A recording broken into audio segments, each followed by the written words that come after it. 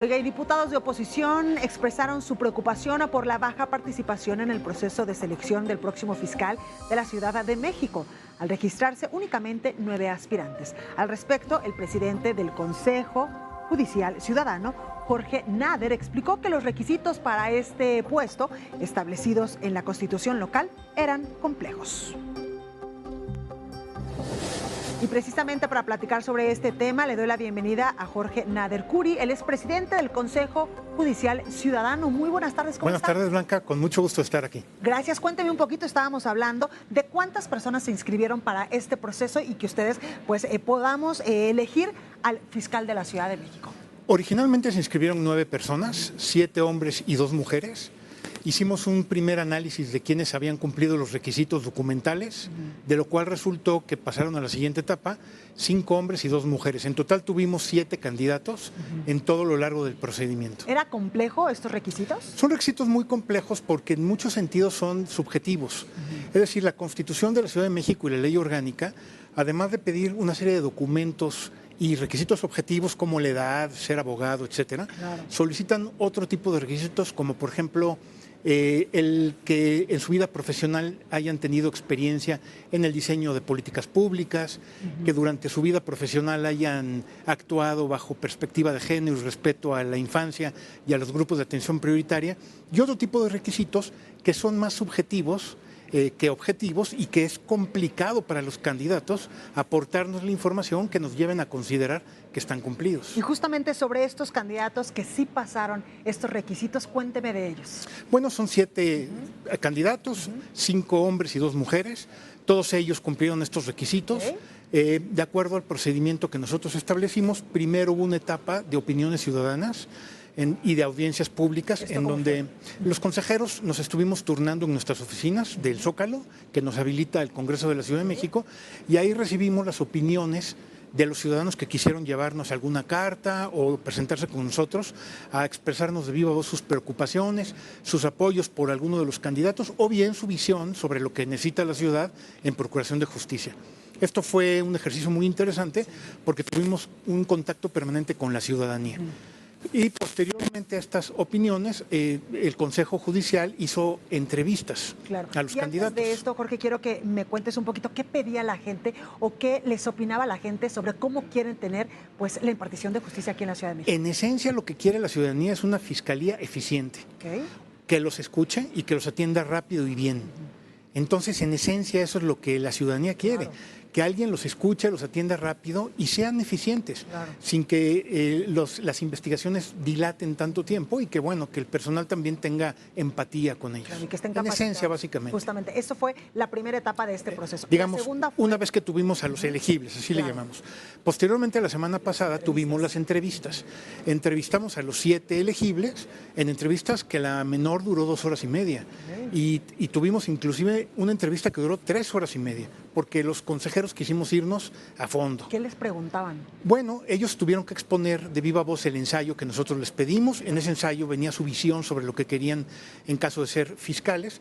Y luego les preguntamos con toda libertad sobre su experiencia, sus antecedentes profesionales, sobre lo que harían en caso de ser fiscales, cómo armarían su equipo de trabajo, qué requisitos pedirían, en fin, los interrogamos con mucho detenimiento porque no queríamos unas entrevistas superficiales, sino que lo que acordamos era irnos hasta adentro, ¿no? A fondo, claro. A fondo con las entrevistas. Fue un ejercicio muy cansado, pues, porque empezamos a las 10 de la mañana y concluimos sobre las 8 de la mañana, sobre las 8 de la noche, el jueves y el viernes. Claro. El mismo viernes, al concluir las entrevistas, tomamos la decisión de que las 7 personas fueran, digamos, preseleccionados para acudir esta semana a la práctica de los exámenes de control de confianza que está realizando la Guardia Nacional. La Guardia Nacional esta semana está realizando esos exámenes de acuerdo a sus protocolos y nos entregará los resultados sobre el viernes, el sábado de esta semana, de tal manera que el día 2 de diciembre, que es el próximo lunes, los consejeros elegiremos a la terna. ¿Y esta terna, quiénes la podrían conformar? ¿Cuántas personas? Bueno, 3 de los 7 que tenemos. De entre los 7 que tenemos que escoger a 3. 3 que en el análisis que hagamos los consejeros reúnan todos los requisitos y desde luego tengan aprobados los exámenes de control de confianza. Para esto vamos a analizar su currículum, su experiencia profesional, desde luego lo que ocurrió en la entrevista, porque ahí nos pudimos dar cuenta muy frente a frente, las opiniones recibidas y el resultado de los exámenes de control de confianza. ¿Cómo viste justamente a estos perfiles en este momento de las entrevistas? Pues francamente bien. Nosotros pensamos que los 7 perfiles son buenos perfiles, tanto así que los seleccionamos para que fueran exámenes de control de confianza. Reúnen experiencia, conocimiento, tienen capacidad de liderazgo. Cualquiera de las 7 personas podría ser un buen fiscal. Entonces, ahora están en el control de confianza. Están esta semana en el control de confianza. Y luego vienen ya la selección de estas 3. Viene la selección de esta terna el próximo lunes, en una sesión pública, como todas, en donde cada uno de los consejeros vamos a explicar las razones de nuestro voto. No nada más vamos a votar y ya, sino que diremos, voto por tal persona por estas razones. Y entonces son 3 personas que tenemos que elegir por mayoría calificada, es decir, por al menos 7 votos de los 10 que somos consejeros. ¿Y después de esto qué sigue? La mandamos a la jefa de gobierno. Nosotros vamos a mandarle esta terna y nuestra acta a la jefa de gobierno, lo cual será el mismo 2 o el 3 de diciembre. Y hasta ahí concluimos nosotros la parte que nos toca en este procedimiento. Claro. Oye, Jorge, y yo te quiero preguntar, ¿qué tiene que tener el próximo fiscal o la próxima fiscal de justicia de la Ciudad de México? Bueno, pues mínimamente lo que el Consejo hemos platicado es que tiene que tener, primero, conocimiento y experiencia, sobre todo, en 2 sentidos muy importantes. Lo que es la institución de procuración de justicia, tiene que ser alguien que conozca de qué va una institución tan compleja como una fiscalía. Y en segundo lugar, que tenga conocimiento del sistema de justicia penal acusatorio y experiencia, porque ese es el sistema que se tiene que estar implementando y que vivimos todos en el día a día. Y justamente muchos de los problemas de procuración de justicia surgen por la falta de preparación o de un trabajo eficiente en ese sistema de justicia. Entonces tiene que ser alguien que conozca, por conocimiento y experiencia, una institución tan complicada y el sistema de justicia penal acusatorio.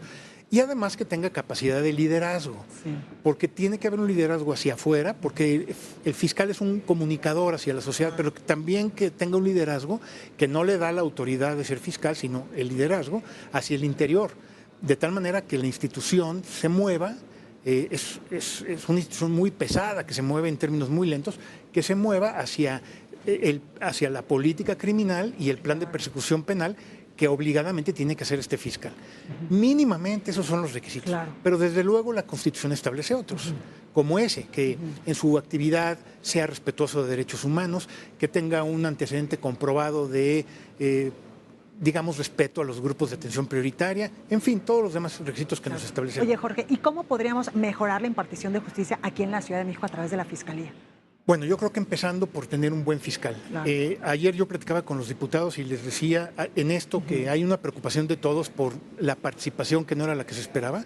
Y yo les decía a los diputados que tenemos que, entre otros elementos, tenemos que recobrar la confianza social en las instituciones, en este tipo de procesos, a través de varios mecanismos. Pero uno de ellos es justamente lo que yo llamo la prueba del hecho. Es decir, que nosotros como Consejo escojamos una terna y que el Congreso escoja un fiscal que resuelva los problemas, para que la ciudadanía diga, mira, el Consejo hizo bien en escoger esa terna y el Congreso hizo muy bien en poner ese fiscal que está respondiendo a nuestros problemas.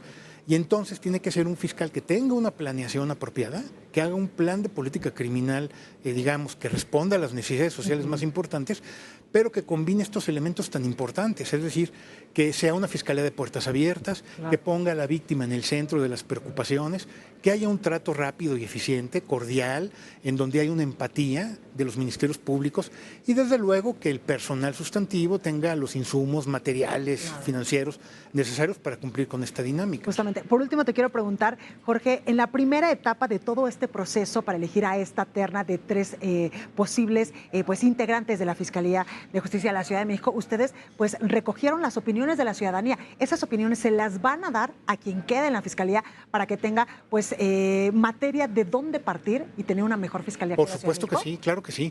Nosotros inclusive tenemos proyectado que además de la terna hagamos algún tipo de manifestación sobre el proceso, alguna conclusión o inclusive que exista un libro blanco de este procedimiento que queremos que se institucionalice, porque debo decir que la Ciudad de México es punta de lanza en esto. Es la única entidad federativa que tiene un procedimiento de participación ciudadana en la decisión tan importante como es una fiscalía. Y por supuesto, a quien resulte como titular de esta fiscalía le entregaremos esta experiencia, todas las opiniones y aparte nuestro punto de vista. Muy bien. Por supuesto que sí. Porque por último te quiero preguntar, hoy en El Heraldo de México publicamos una encuesta donde le preguntamos a la gente y el 75% de las personas nos contestó que está a favor de la prisión preventiva oficiosa, sobre todo en temas de pues la delincuencia organizada en asuntos del fentanilo y también de la extorsión. Tú como jurista, como persona que entiende muy bien de estos temas, ¿qué opinas sobre esto? Bueno, la prisión preventiva oficiosa siempre ha sido materia de cuestionamientos. De hecho, la Corte Interamericana de Derechos Humanos ya la declaró inconvencional. El problema con la prisión preventiva oficiosa es que se impone en automático, sin que existan evidencias ni siquiera mínimas de la responsabilidad o de la posible autoría de la persona a quien se le imponen. Es decir, basta un señalamiento del Ministerio Público para que el juez en automático lo imponga. Entonces, ya dejó de ser excepcional, que es como se pensó en el 2008, y ahora está dispuesta para una gran cantidad de delitos. Yo creo, siempre he sido de la idea, que más allá de la prisión preventiva, lo que deberíamos de buscar son sentencias definitivas. Es decir, no que el sujeto inculpado o señalado se quede en prisión unos cuantos meses a resultas de lo que pasa en un juicio, sino que en el juicio haya la suficiente eficiencia de las instituciones para que vengan sentencias condenatorias. Y el último tema, comentarte. La prisión preventiva oficiosa, si la quitamos de la Constitución, no significa que deje de existir la prisión preventiva. Lo que pasa es que tendría que justificarse. Es decir, el Ministerio Público tendría que explicarle a un juez por qué la necesidad de imponer una prisión preventiva, lo cual no es tan complicado para el Ministerio Público. De tal manera que si nosotros quitáramos la oficiosa, tendríamos la justificada. Pero bueno, es un tema muy debatible, sí, desde luego. Exactamente. Bueno, pues usted está escuchando a Jorge Nader Curi, él es el presidente del Consejo Judicial Ciudadano, quien están pues realizando en estos momentos este proceso para elegir a una terna de 3 candidatos para la Fiscalía de Justicia de la capital del país. Jorge, gracias por estar con nosotros. Muchas gracias, Blanca, con mucho gusto. Gracias y mucha suerte en este proceso. Gracias. Gracias. Bueno, pues ahí la información.